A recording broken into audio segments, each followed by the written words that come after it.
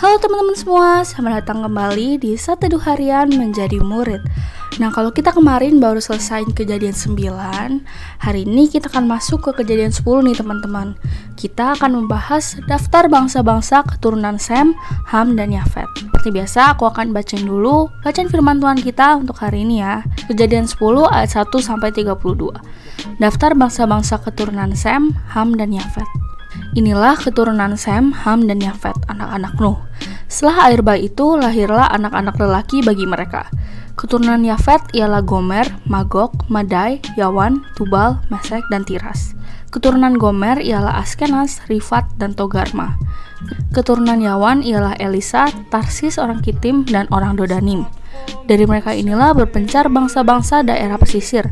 Itulah keturunan Yafet, masing-masing di tanahnya dengan bahasanya sendiri menurut kaum dan bangsa mereka.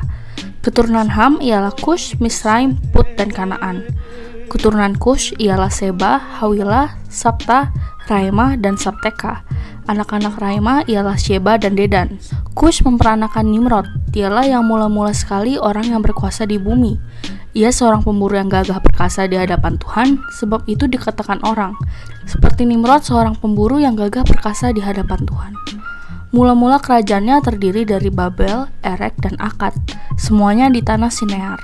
Dari negeri itu ia pergi ke Asyur, lalu mendirikan Niniwe, Rehoboth-ir, Kalah, dan Resen di antara Niniwe dan Kalah. Itulah kota besar itu. Misraim memperanakan orang Ludim, orang Anamim, orang Lehabim, orang Naftuhim, orang Patrusim, orang Kasluhim, dan orang Kaftorim. Dari mereka inilah berasal orang Filistin. Kanaan memperanakan Sidon, anak sulungnya, dan Het, serta orang Yebusi, orang Amori, dan orang Girgasi, orang Hewi, orang Arki, orang Sini, orang Arwadi, orang Semari, dan orang Hamati. Kemudian berseraklah kaum-kaum orang Kanaan itu. Daerah orang Kanaan adalah dari Sidon ke arah Gerar sampai ke Gaza, ke arah Sodom, Gomora, Atma, dan Seboim sampai ke Laza.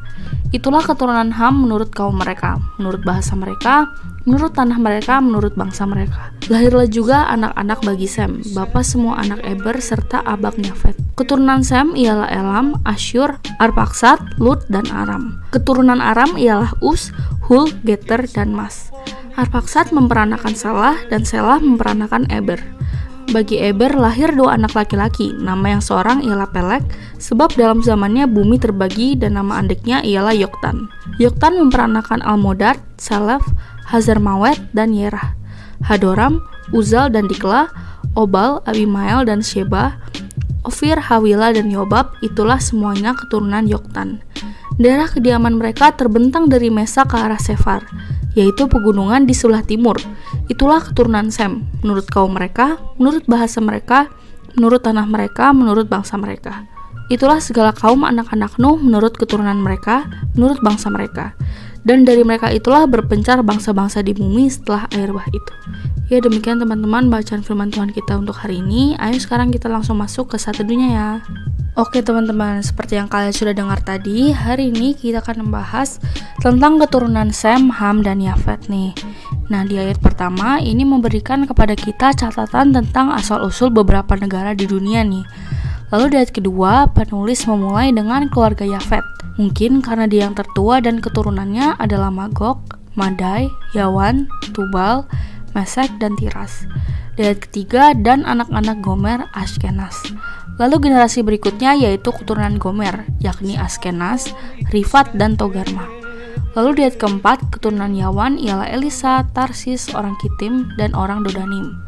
Di ayat kelima, dari keturunan Yafet ini tersebar menjadi bangsa-bangsa, suku, atau klan.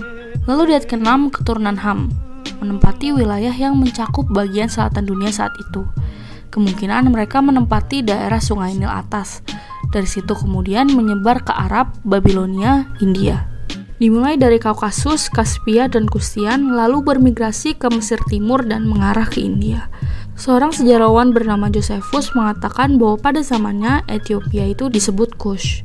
Mesir kuno menyebut Ethiopia Kush atau Kish. Orang Kush digambarkan berkulit hitam dan bertubuh besar. Lalu di ayat ketujuh, keturunan Kush ialah Seba, Hawilah, Sabta, Raimah, dan Sabteka. Anak-anak Raimah ialah Sheba dan Dedan. Lalu di ayat ke-8, keturunan Kush, Nimrod.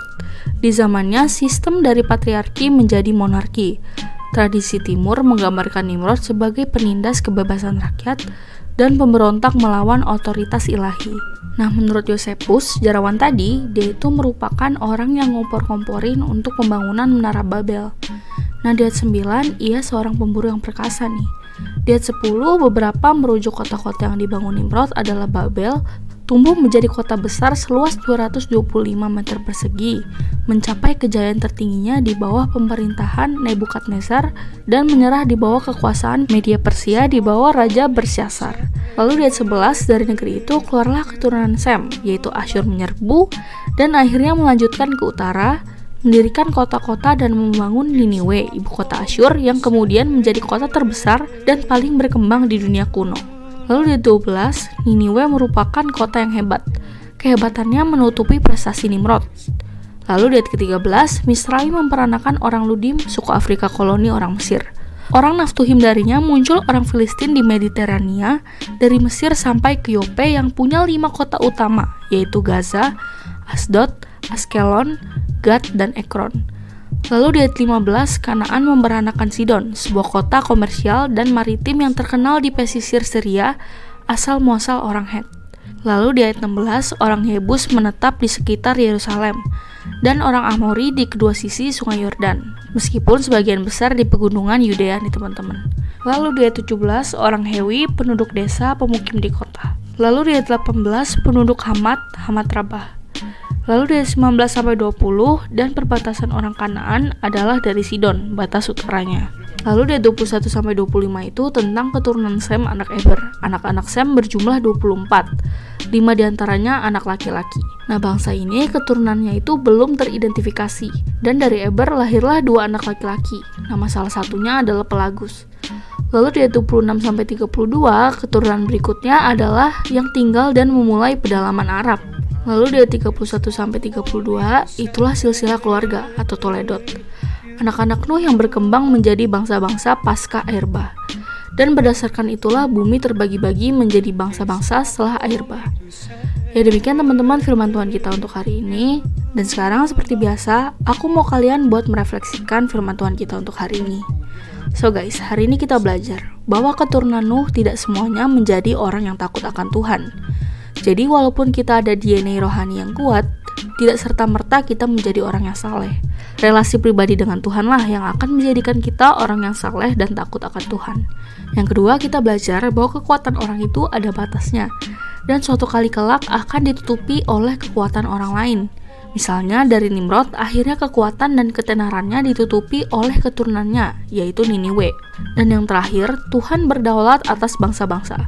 Walaupun mereka kuat, namun kekuatan itu terbatas. Ada masanya, tidak selama-lamanya diizinkan atas kedaulatan Tuhan. Nah, lalu apa yang bisa kita terapkan dalam kehidupan sehari-hari nih teman-teman? Yang pertama, selalu bersandar pada Tuhan dalam hal relasi pribadi dengan Tuhan, agar kita senantiasa bisa menjadi orang yang saleh dan takut akan Tuhan, bukan berdasarkan kesalehan orang tua kita. So, saat kita masih diberi kemampuan, kejayaan, ketenaran, mari kita gunakan sebaik mungkin dengan totalitas, seperti untuk Tuhan dipersembahkan lagi bagi Tuhan. Agar saat waktu kejayaan kita selesai, kita tidak menyesali karena telah menyia-nyiakannya. Yang ketiga, kita harus menyadari dan mengakui kedaulatan Tuhan dan meminta Tuhan yang memimpin hidup kita. Yuk bisa ya teman-teman. Nah lalu, pertanyaan reflektif untuk hari ini, waktu hidup kita, kekuatan kita itu ada batasnya. Jadi gimana caranya memakai potensi yang Tuhan beri dengan maksimal? Seperti biasa teman-teman boleh jawab sendiri, atau kalau mau komen di bawah jawaban kalian boleh banget ya teman-teman. Nah sekarang aku mau ajak kalian untuk berdoa ya teman-teman. Teman-teman mari kita berdoa. Tuhan, pimpin aku dengan kedaulatan-Mu. Terima kasih Tuhan Yesus, hanya di dalam nama-Mu kami berdoa. Amin. Tetap semangat guys, Tuhan Yesus beserta kita. Thank you for watching and see you in the next video. Bye-bye.